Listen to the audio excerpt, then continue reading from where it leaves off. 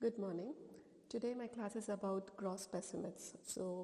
Today's class I'm going to be discussing about few gross specimens, the theory of it which you have already studied. So I'm not going to tell you anything about the pathology or the theory. What I'm going to tell you is show you some pictures of certain gross specimens. How do you identify what is a pathology? How do you go about describing it? And how do you finally come to a conclusion? So that is going to be my topic of the class today. I have 6 specimens today, a few from this one renal system, few from the cardiovascular system, and one is from the lung. We don't have a mounted specimens of all of this in our museum, so I have picked up few pictures from the if you are from the book Robbins, and also a few have been taken for the net. These are all very typical pictures so that you understand what the pathology is and helps you understand. So before going into the systemic and getting into the pictures and helping you diagnose, what I want you to understand is whenever you describe gross specimens, the first thing you should tell is whether it is a wet specimen or if it is a mounted specimen. So wet specimen is nothing but the specimen is immersed in the formalin and you can actually hold the specimen in your hand. Like for example, if you go to anatomy, they'll be having specimens of brain, of heart, of kidney, everything. And you can actually take it and you can touch and you can you can actually feel the different parts. So that is what is referred to as a wet specimen. But if it is mounted, that is you put it in a jar and you put it and you mount it, then it is referred to as a mounted specimen. That is what you see in the museum. So when you come here for the practical viva, most of the specimens we have are the mounted specimens. So it will be already mounted. So you have to start your descriptions as this is a mounted specimen of. So that is how the first starting of the description of each of the specimen will be. Next is you should always identify what is the parent organ. By which I mean is you should identify whether it is a heart, lung, kidney, liver, spleen. What is the primary organ which is affected? The next point will be identifying the pathology. That is, if you have identified the kidney, next you should say what is the pathology? Like, is it a tumor? Is it an inflammation? Or whatever it is, what you are seeing it. You should be able to differentiate between the normal and the abnormal parts. So, differentiation between the normal and the pathological part. So, that is the second. And third is the description of the pathology. Like each thing has a different description, like how we are going to see today. So you should know how to describe it, like in the terms of size, shape, color, whether it is homogeneous, heterogeneous, or it is a cystic lesion, solid lesions, it is unifocal, it is multifocal. So many terminologies we have which is different for the different pathologies. Okay, so this is the gross overview of how you describe a gross specimen. First is this mounted specimen, what is a parent organ, third identify the pathology, and fourth go upon with the pathology, describing the pathology, and fifth with that you come to the diagnosis and tell this could be the probable diagnosis of the lesion. Okay, so now let's go to the topic proper.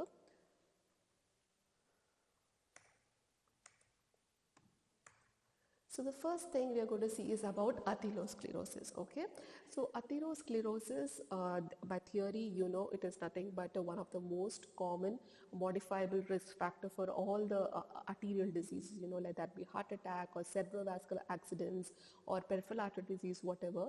And this is nothing but if you speak the word, it is that the sclerosis means it is thickening. It is thickening of the wall, and why is it caused? It's because of either the fibrofatty plaque or the atheroma. Okay, so this comes and blocks the vessel gets very thick. Okay, and as a result, whichever organ it is supplying is devoid of blood supply and it suffers. Okay, so I'm not getting into theory, but that is what is atherosclerosis and how does it affect the organ. So now this is now here in the picture you can see this is a vessel wall. Okay, so this is the initial stage where you can see here and all vessel wall is absolutely smooth, but certain places you see this yellowish lines or yellowish streaks, and these are what is referred to as the fatty streak.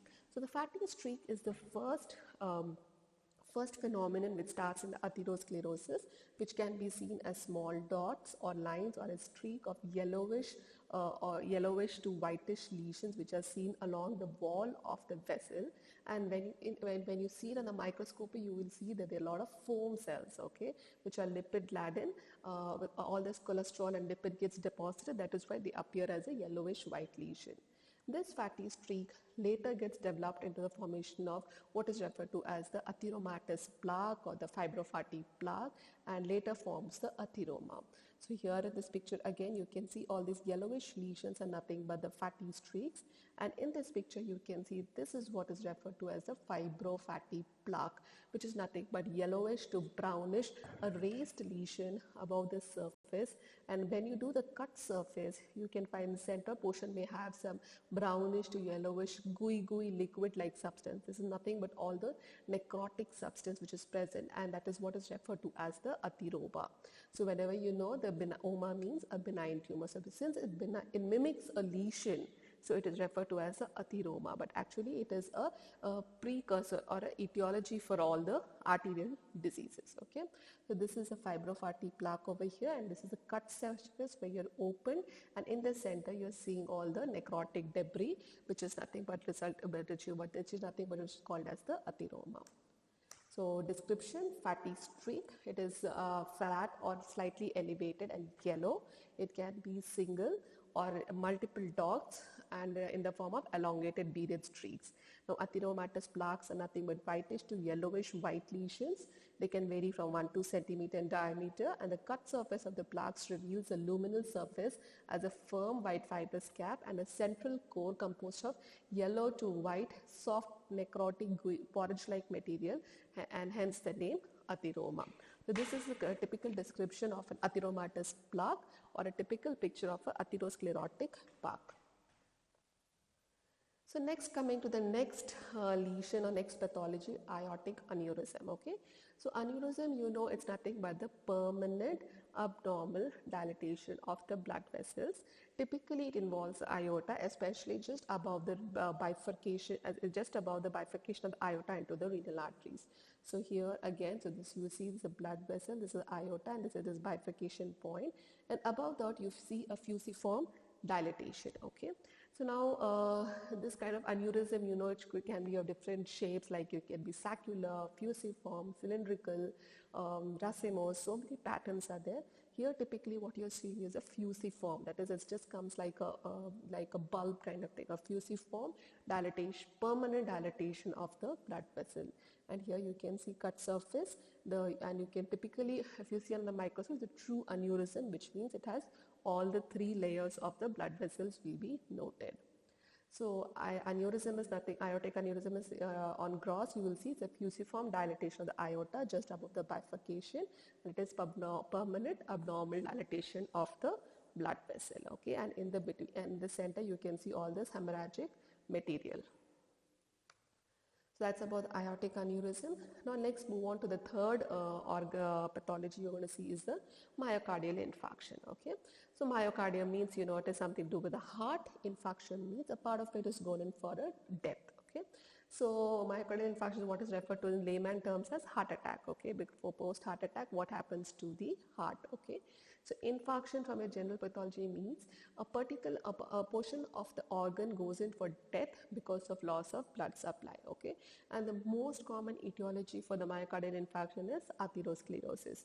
So now you know the heart is the blood supply of heart. If you revise, you know it's supplied by the left anterior descending, left circumflex artery, right circumflex artery, and any of these vessels. Okay, all these coronary arteries, any of it, if it gets blocked, you know, because of atherosclerosis, a portion of the heart goes in for loss of supply, and it gets converted to form infarction. Okay, which means a death. Okay, so now here you can see, so it can involve any chamber of the heart, but the most commonly it involves the left ventricle. And again you have the 2 types. You have transmural infarct, subendocardial infarcts. So they're based on, you know, how much of it is involved, how much of it is spared, which part is involved. So all this comes under the location of the infarct. Okay, so now here we can see it is involving the wall of the ventricle.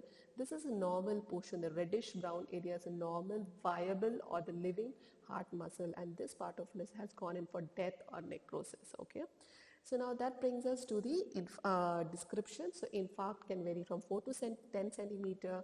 Most common is left ventricle. Okay. So now immediately as soon as the blood supply is cut off, okay, to the blood vessel, immediately, generally we don't see much of a changes in the heart. It appears, the whole heart just appears very little pale, but more of it appears normal. So at that point of view, we do a special stain called as a TTC, which is triphenyl tetrazolium chloride test.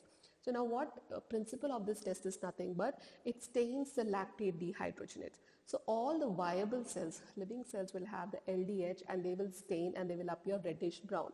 But whereas all the cells which have gone for death, they have no LDH and they will not take up the stain and they appear as yellowish white. Okay. So very similar picture to this in fact. So all this is a viable. So we do a TTC stain. All this is a viable tissue and all this is the dead or the necrosed tissue. So now why do we do all this is for us to date when the myocardial infarction or when the heart has gone in for infarction. Okay, so this is mostly done in the autopsies. Okay, so after the patient has died, you put the patient subject to autopsy, and if you want to know that person has died like within a day, then you do this test and you see these changes. Means with the time of death is within less than 12 to 24 hours. After 24 hours, if the infarct has already occurred before, that is 24 hours before, or after the 24 hours of infarct occurring, generally it becomes cyanose. Cyanose means it takes up a blue color. So it is blue with red, purple, blotchy areas of hemorrhage due to the stagnation of blood. So this is the typical picture of the heart or gross picture of the heart after 24 hours of infarct. Within 3 to 7 days, the infarct will get a hyperemic border with the center will become yellowish and soft.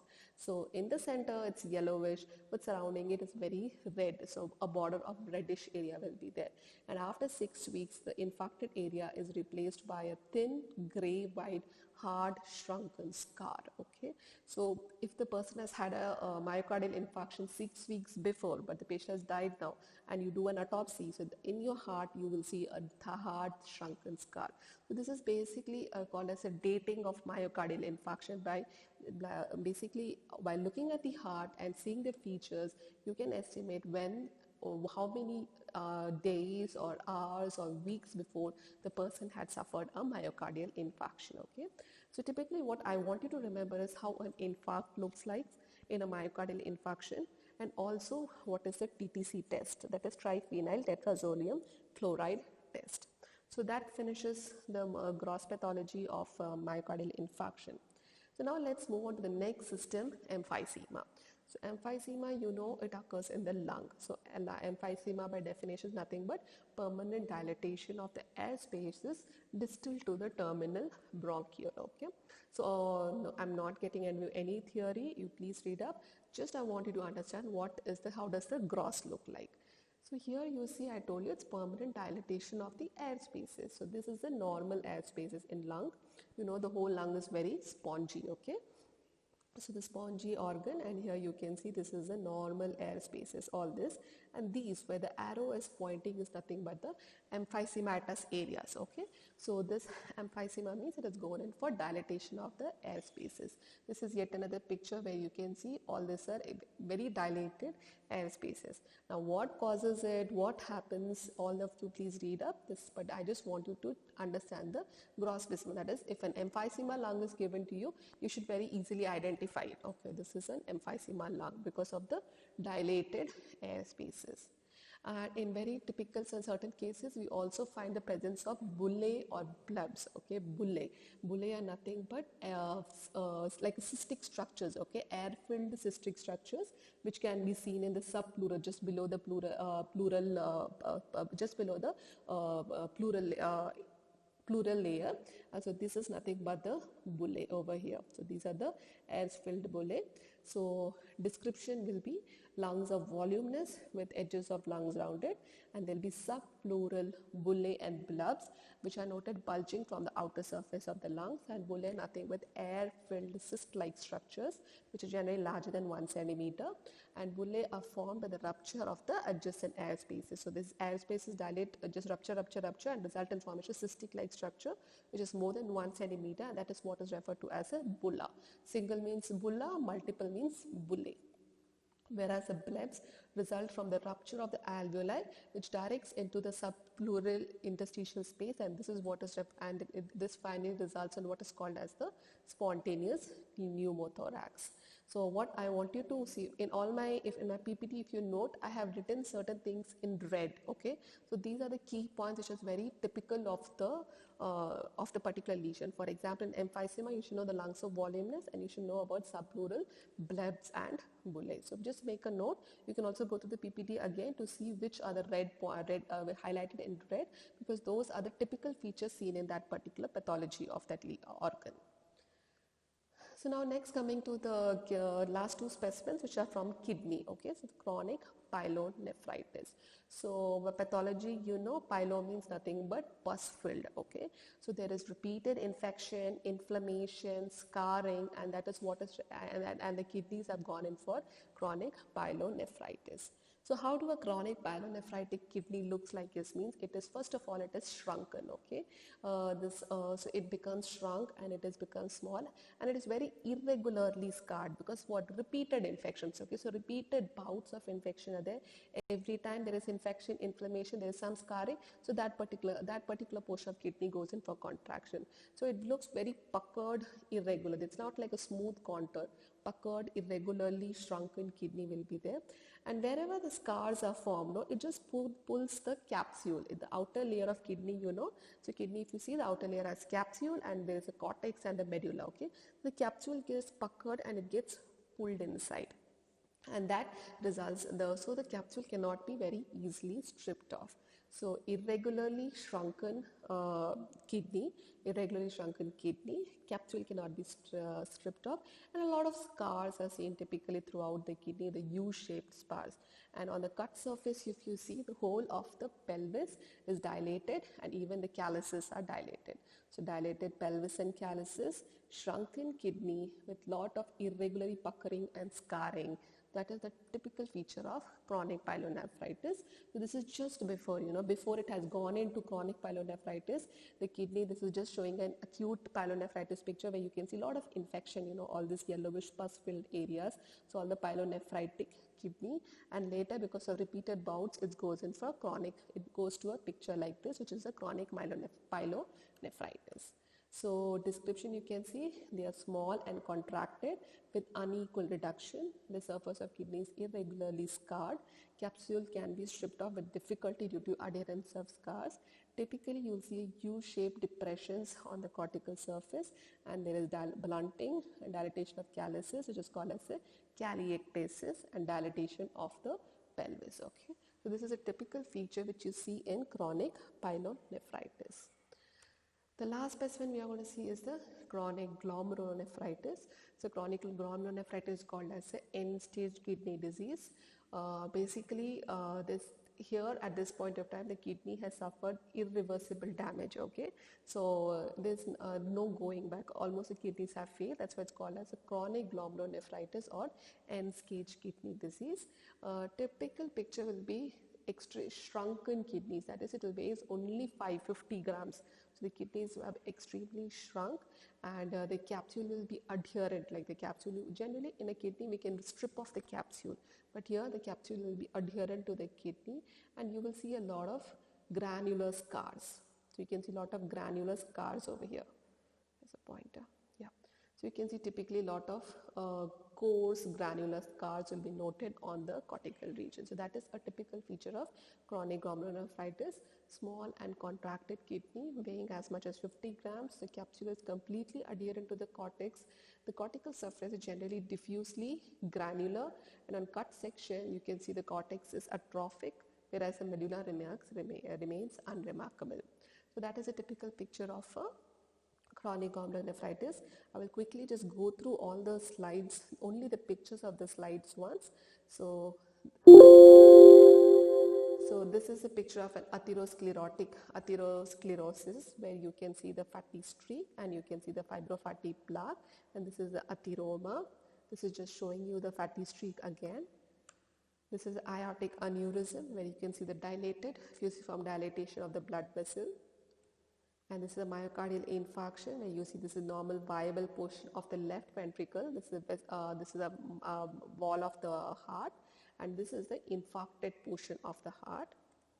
Next, this is a lung, where you can see all this is a normal parenchyma, normal air spaces, and this is the whole portion is the emphysematous or the dilated air spaces. Please read up upon the theory, the century, Banner sign, what is the pathophysiology, very important. All this you have to read. And this is we're showing the bullae, the dilated bullae. This is a picture of chronic pyelonephritis, where you can see it's completely shrunken, irregularly scarred with the dilatation of the callus and the pelvis. This is with the pus formation. And last of all, chronic glomerulonephritis, shrunken kidney with lot of coarse granulations on the surface. Okay, so those are the 6 gross specimens for the class today. Now this is a just picture. This is your class schedule. So we are here, and I just want to have put this picture because I want to remind you on July 1st is a 3rd internals on the renal system and the cardiovascular system. Okay, so please read for your internals and come. I'm sure this has already been given to you, but again just store it so that you know what is the class schedule for this month. Thank you.